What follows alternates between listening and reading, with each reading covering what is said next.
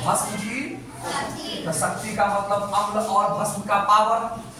तो इसको मैंने इशारा में आपको कह रखा है कि जल में घुल करके अगर अधिक मात्रा में अम्ल दिया तो वह क्या कहलाएगा? प्रबल अम्ल कहलाएगा। कम मात्रा में अगर अम्ल दिया तो दुर्बल कहलाएगा। अधिक मात्रा में अगर OH माइनस दिया, भस्म दिया तो प्रबल कहलाएगा। कम मात्रा में देगा तो OH वो क्या कहलाएगा? दुर्बल कहलाएगा। ये मैं आपको बता चुका हूँ। उसी से सांद्र और तनु भी बता चुका हूँ। आइए देखिए, कुछ गड़बड़ है तो ठीक कर दीजिए। अम्ल के जलीय विलयन में अम्ल द्वारा प्रदत्त हाइड्रोजन आयन की मात्रा से उसकी अम्लीय शक्ति का निर्धारण होता है। तो अम्ल को जब जल में डालेंगे तो वो क्या हो गया? जलीय विलयन हो गया। और उसके द्वारा प्रदत्त हाइड्रोजन आयन, तो अम्ल क्या देता है? जल में घुलने के बाद H+ आयन देता है। तो हाइड्रोजन आयन की मात्रा, तो मात्रा कम तो दुर्बल, मात्रा ज्यादा तो प्रबल। देख रहे हैं उसके भाषा और अपने भाषा में, तो अपने भाषा में समझना होता है। वे अम्ल जो जल में घुलकर लगभग पूर्णतः आयनित होकर हाइड्रोजन आयन देते हैं वो प्रबल अम्ल कहलाते हैं। तो पूर्णतः घुल करके, तो जो मैंने कहा था एक जमाने में कि लकड़ी को हम जला रहे हैं और LPG को जला रहे हैं, दोनों को जला करके हम बना रहे हैं खाना, ठीक है ना? कौन पूरी तरह से जल जाएगा? लकड़ी पूरी तरह से जलेगा या LPG पूरी तरह से जलेगा? LPG। लकड़ी से कोयला बच सकता है, लकड़ी पूरा नहीं जलेगा, है ना? लेकिन LPG पूरा का पूरा 100% आपका जल जाता है, आपका नुकसान नहीं होता है। आई बात समझ में? आप भोज भात खाते होंगे तो आपको पता होगा कि आपका सब्जी बच जाता होगा, लेकिन मीट मछली के भोज में मीट मछली नहीं बचता है। आप कहने का मतलब समझे? तो हमारे लिए क्या फायदेमंद है? जिसका इस्तेमाल हम पूरी तरह से कर दिए उसी का न है। जैसे आप लोग रफ कर नया कॉपी फाड़ के हमको दे देते हैं, मैं क्या बोलता हूँ बार बार? नया पेज फाड़ के देते तो क्या बोलता हूँ? अरे उस पर रफ किया हुआ दो ना, कचरा वाला पन्ना दो ना, हमको तो इसको मिटाना है, तो अच्छा पन्ना काहे देते? तो आप पूरी तरह से इस्तेमाल करके अगर उसको दे रहे हो तो आपका फायदा है, नया पेज फाड़ के दे रहे हो तो आपका घाटा है। क्लियर हो गया? तो वही वो कहना चाह रहा है कि जल में घुल करके पूर्णतः आयनित होकर के H+ देगा तो प्रबल अम्ल कहलाएगा। उदाहरण के लिए प्रबल अम्ल में HCl है, HNO3 है, सल्फ्यूरिक अम्ल है, ये सब आपका प्रबल अम्ल है। क्लियर हो गया? बोलिए। चलिए, तो अम्ल दो प्रकार के हुए आपके,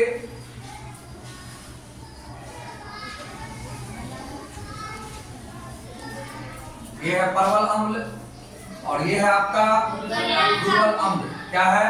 दुर्बल अम्ल। प्रबल अम्ल और दुर्बल अम्ल।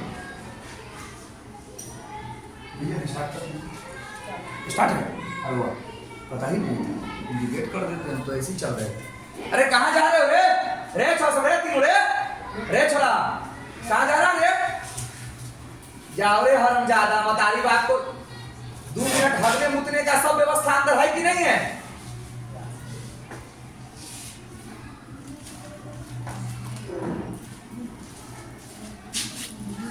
खबर करें हम घर पर जो चढ़ाते हो कि पढ़ाई नहीं होती है, खबर करें।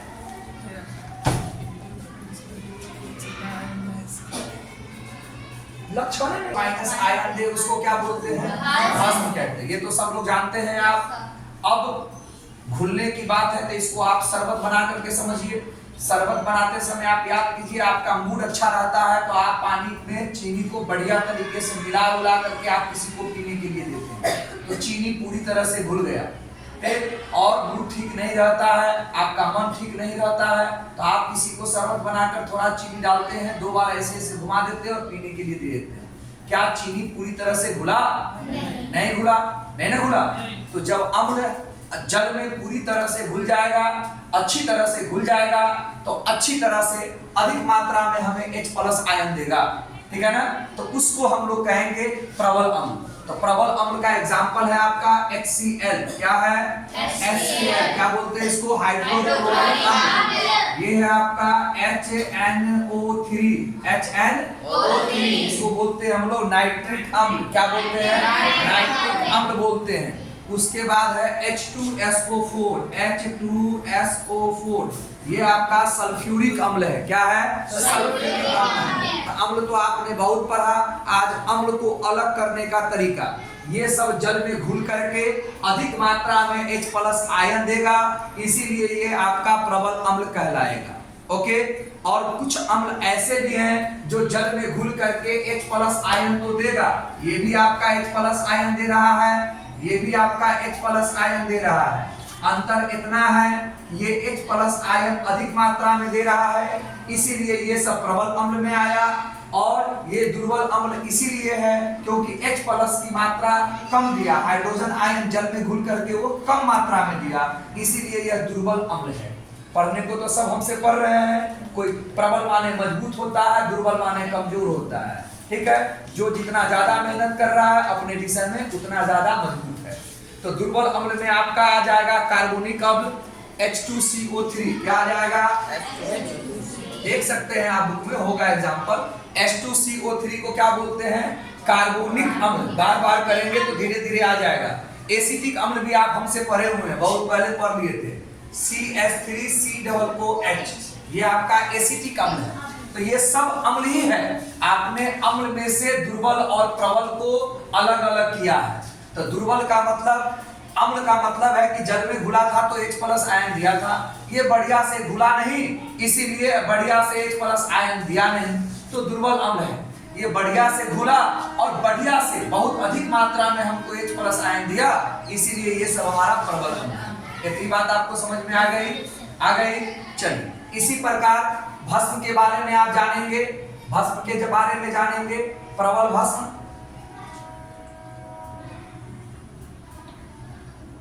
और ये रहा आपका दुर्बल भस्म। ये क्या रहा आपका? दुर्बल भस्म। समझ रहे हैं मेरी बात? चलिए, तो भस्म की पहचान क्या है? जल में घुल करके जो जलीय विलयन है वह OH- देगा, जल में घुल करके OH- आयन देगा, हाइड्रा ऑक्साइड आयन देगा, तो वो भस्म कहला जाएगा। ये जानते हैं आप? तो OH- तो ये भी है और OH- ये भी है, तो ये अधिक मात्रा में देगा, इसीलिए जल में घुल करके OH- अधिक मात्रा में देगा, इसीलिए यह प्रबल भस्म कहलाएगा। तो प्रबल भस्म का आपको एग्जांपल दिया जा रहा है, और OH- की मात्रा कम होगी, इसीलिए उसको हम लोग दुर्बल भस्म कहते हैं। आई बात समझ में? जल में घुल करके कम मात्रा में OH- देगा, अच्छा से घुलेगा नहीं, अच्छा से घुलेगा नहीं तो OH- अच्छा से देगा नहीं। चीनी बढ़िया से घुला था तो शरबत बढ़िया बना के दिया था हमको, चीनी बढ़िया से घुला नहीं, बढ़िया शरबत बना नहीं, टाइम पास आपने किया है, ठीक है, जिसको पीना था वो तो पी लिया आपने। आई बात आपको समझ में? चलिए, बेरिक अम्ल भी H3BO3,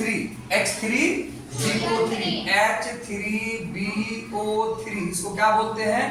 बेरिक अम्ल। क्या बोलते हैं? बेरिक अम्ल। ये भी आपका दुर्बल अम्ल है, ये भी आपका क्या है? दुर्बल अम्ल है। कोई दिक्कत? बंद की। NaOH, ये आपका OH जो है आपका भस्म की पहचान है कि नहीं है? ठीक बताया हुआ हूं, OH भस्म की पहचान है कि नहीं है? आई बात समझ में? तो ये सोडियम हाइड्रा ऑक्साइड है, ये ज्यादा मात्रा में पानी में घुल करके अधिक मात्रा में OH- दे रहा है। ये NaOH गलत बोल दिया, कहाँ है बेटा?